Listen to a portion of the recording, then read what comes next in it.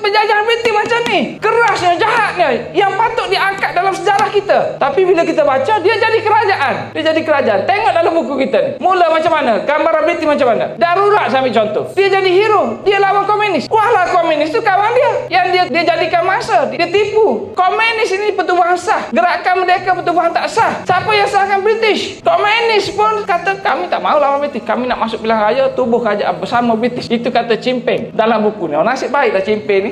Allah bagi panjang umur boleh tulis. Bahawa dia mengaku dia tak lawan British.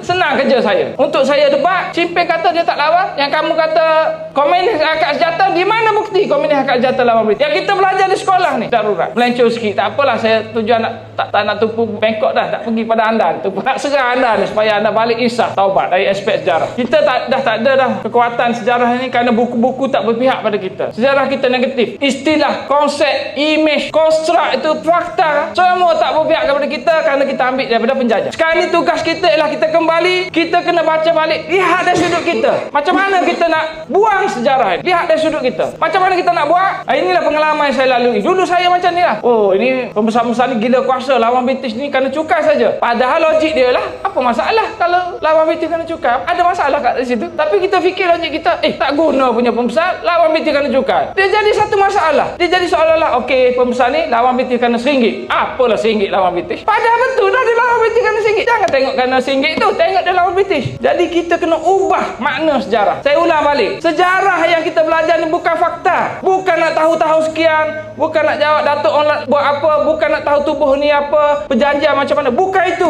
yang patut kita belajar. Ini kalau kita belajar, kita akan pergi pada sejarah British. Kita akan jadi rakyat British. Kita akan justify kerana sejarah macam ni justify.